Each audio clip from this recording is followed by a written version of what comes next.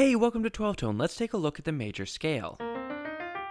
This scale is basically the foundation of our entire understanding of modern harmony, and with good reason. It has a lot of important qualities that make it so fundamental, but there's one quality so obvious that it winds up mostly being taken for granted, and that's the fact that there are 12 different ones. Every major scale is at least one note different from every other major scale. Each one is unique. If you tell me you're playing a major scale with these 7 notes, I can tell you right away that you're in the key of B flat. In fact, most scales work this way. Having a clearly identifiable key center lets us easily build the advanced harmonic relationships that define modern music theory. So that's how normal scales work, but what about abnormal ones? What does the alternative look like? Well, we've actually already covered one, the whole tone scale. This is where we pick a starting note, then keep going up whole steps forever. Here we have B flat whole tone, but if we do this, suddenly it's C whole tone, but none of the notes have actually changed. In fact, there are 6 different whole tone scales we can build out of the same set of notes. In that sense, there's kind of only 2 whole tone scales out there, this one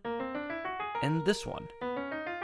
This is an example of what are called modes of limited transposition, but that's a really long name, so I'm just going to call them symmetrical scales. These were first formally defined by the composer Olivier Messiaen, who described 7 of them. The first, which he cleverly called Mode 1, is the whole tone scale. Mode 2 is another scale we've talked about before, the diminished scale. This is where we go up a half step, then a whole step, then a half step, then a whole step, and so on. This brings up an important point. Every symmetrical scale has some repeating pattern called a cell within it. It's almost like the scale is built up of little mini scales, each of which represents a different key that the scale could be in. Moving on, we come to Mode 3, whose cell is a whole step, then 2 half steps. Mode 4, which goes half, half, minor, third, half. Mode 5, with a pattern half step, major, third, half step. Mode 6, with whole, whole, half, half.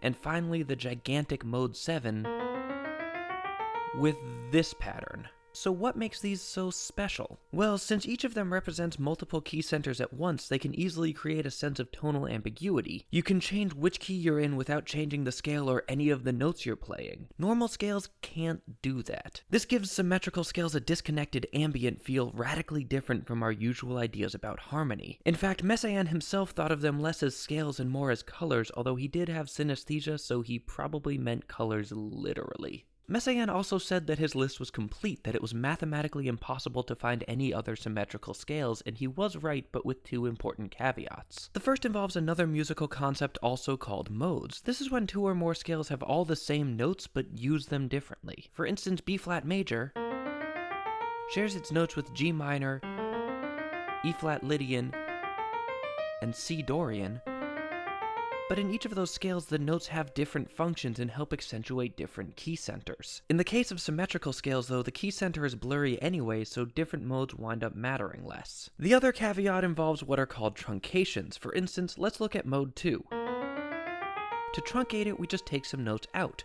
For instance, if we take out these 2, we get this, which is sort of a new symmetrical scale, but it's really just an incomplete Mode 2. So yes, if we ignore modes and truncations, then Messiaen's list is mathematically complete, but there's one more catch. Messiaen actually included too many scales. How? Well, let's look at Mode 7 again.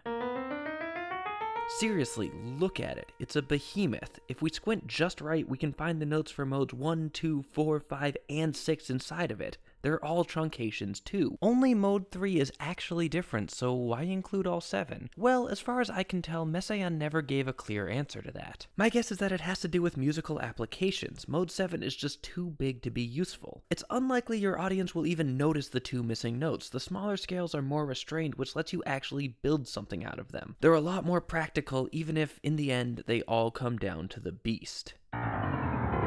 Anyway, thanks for watching. If you want to help make these videos possible, please consider supporting 12 Tone on Patreon. You can also join our mailing list for scans of all our episodes, like, share, comment, subscribe, and keep on rockin'.